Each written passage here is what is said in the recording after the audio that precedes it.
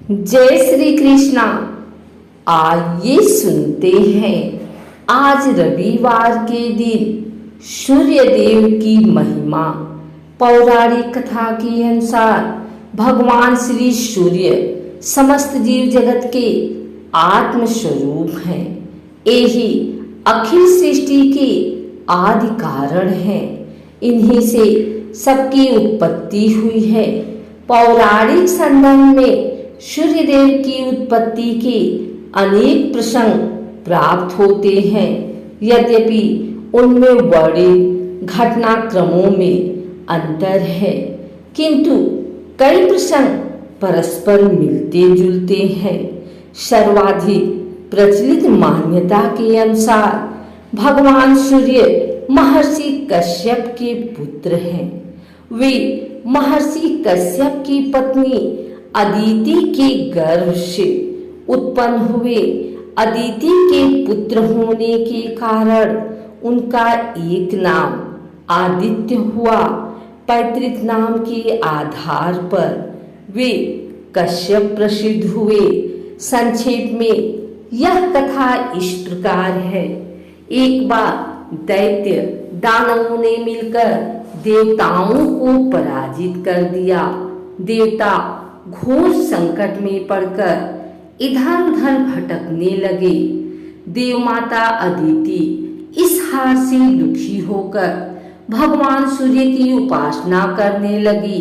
भगवान सूर्य प्रसन्न होकर अदिति की समझ प्रकट हुए। उन्होंने अदिति से कहा, देवी तुम चिंता का त्याग कर दो, मैं तुम्हारी इच्छा पूर्ण करूंगा तथा अपने 1000वें अंश से तुम्हारे उदर से प्रकट होकर तेरे पुत्रों की रक्षा करूंगा।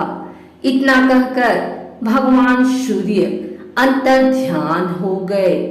कुछ समय के उपरांत देवी अदिति गर्भवती हुई। संतान के प्रति मोह और मंगल कामना से अदिति अनेक प्रकार के व्रत उपवास करने लगी। महर्षि कश्यप ने कहा, अदिति तुम गर्भवती हो, तुम्हें अपने शरीर को सुखी और पुष्ट रखना चाहिए, परंतु यह तुम्हारा कैसा विवेक है कि तुम व्रत उपवास के द्वारा अपने गर्भांड को ही नष्ट करने पर तुली हो। अदिति ने कहा, स्वामी आप चिंता न करें, मेरा गर्भ साक्षात सूर्य शक्ति का प्रसाद है, यह सदा विनाशी है। समय आने पर अदिति के गर्भ से भगवान सूर्य का प्राकट्य हुआ और बाद में वे देवताओं के नायक बने। उन्होंने देव शत्रु असुरों का संहार किया। भगवान सूर्य के परिवार की विस्तृत कथा भविष्य पुराण, मत्स्य पुराण, पद्म पुराण, ब्रह्म पुराण, मार्कंडेय पुराण तथा शाम पुराण में वर्णित है। ब्रह्मा विष्णु महेश आदि देवगणों का बिना साधना एवं भगवत कृपा के प्रत्यक्ष दर्शन होना संभव नहीं है। शास्त्र के आज्ञा अनुसार केवल भावना के द्वारा ही ध्यान और समाधि में उनका अनुभव हो पाता है, किंतु भगवान सूर्य नित्य सबको प्रत्यक्ष दर्शन देते हैं। इसलिए प्रत्यक्ष देव भगवान सूर्य की नित्य उपासना करनी चाहिए। वैदिक सूक्तों, पुराणों तथा आगमादि ग्रंथों में भगवान सूर्य की नित्य आराधना का निर्देश है। मंत्र महोदधि तथा विधारणों में भगवान सूर्य के 2 प्रकार के मंत्र मिलते हैं। प्रथम मंत्र ओम घृणी सूर्यादित्या तथा द्वितीय मंत्र ओम ह्रीं घृणी सूर्यादित्या श्री ह्रीं महालक्ष्मी लक्ष्मी प्रियच्छ। भगवान सूर्य के अर्घदान की विशेष महत्व है। प्रतिदिन प्रातः काल रक्त चंदनादि से मंडल बनाकर तथा ताम्र पात्र में जल, लाल चंदन, चावल, रक्त पुष्प और कुशादि रखकर सूर्य मंत्र का जप करते हुए भगवान सूर्य को अर्घ देना चाहिए।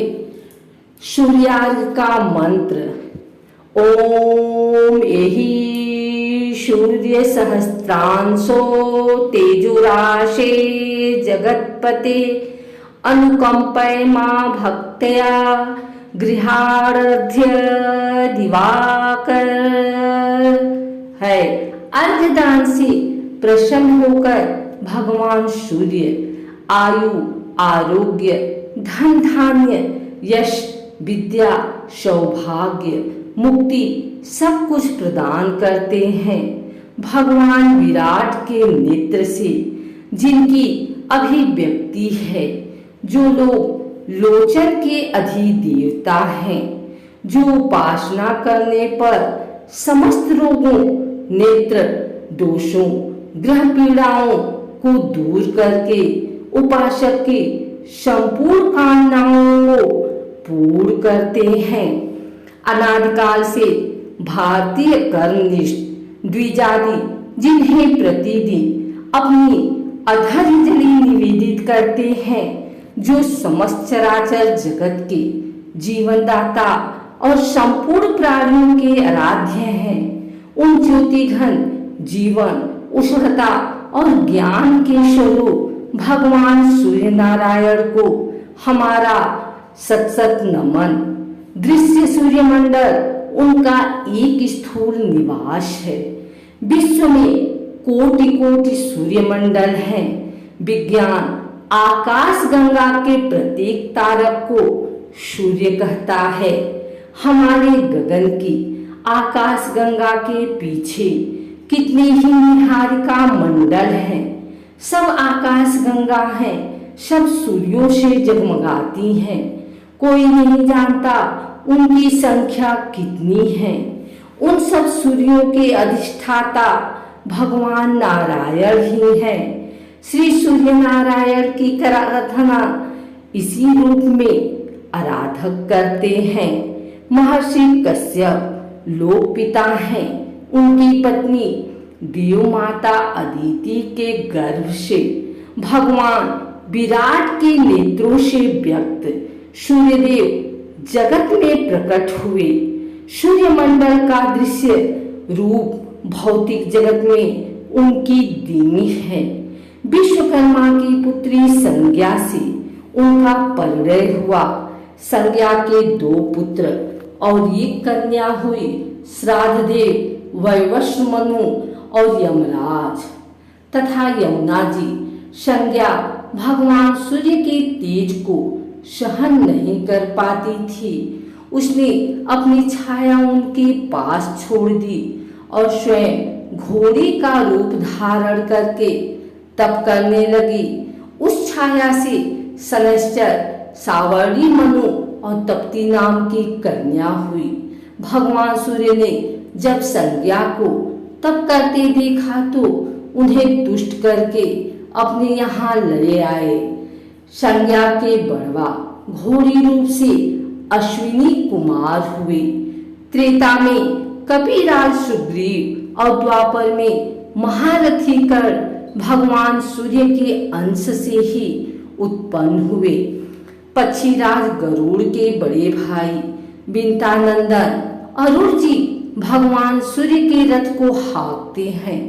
रथ में 7 उज्जवल घोड़े जुटे हैं। अहर्निश यह रथ पूर्ण वेग से चलता रहता है। शौर्य सिद्धांत भी वस्तुतः सूर्य को गतिशील मानता है। भगवान के महान विद्यमान अभी परस्पर इस संबंध में सहमत नहीं है। उनका अन्वेषण चल रहा है। नित्य नए सिद्धांत वहां बनते जा रहे हैं। भगवान सूर्य अपने रथ पर आसीन अविश्रांत भाव से मेरु की प्रदक्षिणा करते रहते हैं। उन्हीं के द्वारा दिन रात्रि, मास, ऋतु, अयन वर्ष आदि का विभाग होता है। वहीं दिशाओं के भी विभाजक हैं। भगवान सूर्य की उपासना 12 महीनों में 12 नामों से होती है। उस समय उनके पार्षद भी परिवर्तित हो जाते हैं। इन पार्षदों में ऋषि, अप्सराएं, गंधर्व, राक्षस, भल और नाग हैं। ऋषि रथ से आगे चलते हुए भगवान की स्तुति करते हैं। गंधर्व गान करते हैं। अप्सराएं नाचती हैं। राक्षस रथ को पीछे से ठेलते हैं। भल रथ योजक बनते हैं और नाग रथ को ले चलते हैं। संध्या भगवान आदित्य की ही उपासना है और वह द्विजाति मात्र का एक अनिवार्य कर्तव्य है।